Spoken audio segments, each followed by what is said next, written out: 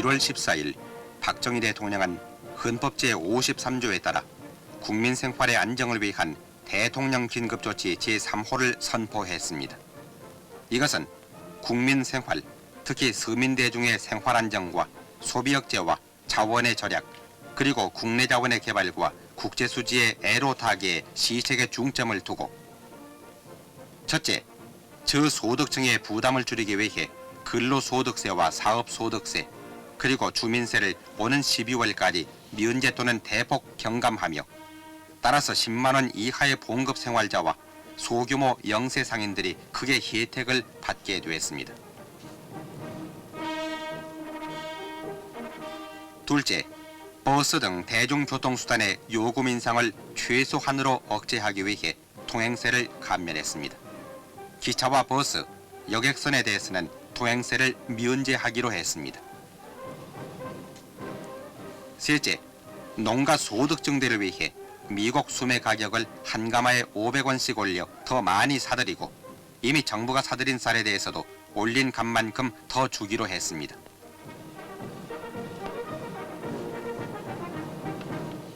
넷째, 영세민의 취업 기회를 보장하기 위해 긴급 취로 대책비 100억 원을 확보하고 노동 집약적인 토목 사업 등을 실시하기로 했습니다.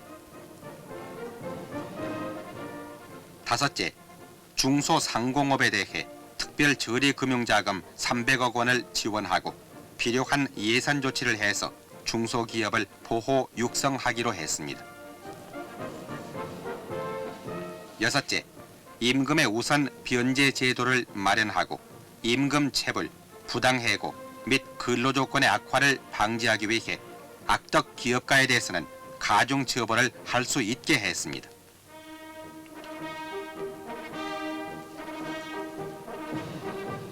일곱째, 재산세 면세점을 높이고 각종 사치성 입장세와 보석, 냉장고, 양주, 고급주택, 자가용 승용차에 대한 조세를 중과하기로 했습니다.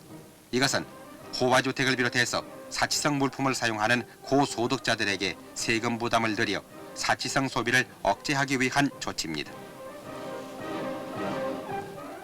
끝으로 유류를 절약하기 위해 휘발유에 대한 세율을 인상했습니다.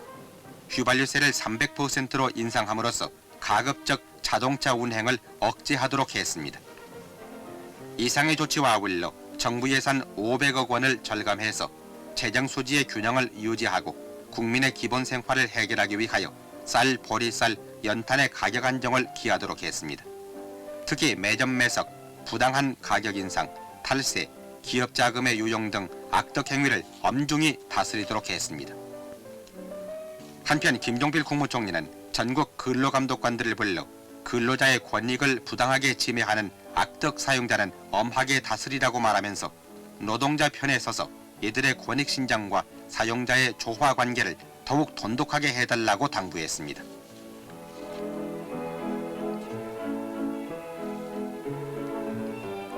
대통령 긴급조치 제3호는 온 국민의 환영을 받았는데 한국부인회 회원들도 이 조치에 호응해서 전국 600만 주부들이 소비 절약으로 자원 부족을 이겨내자면서 서울 번화가에서 가두 소비 절약 운동을 폈습니다.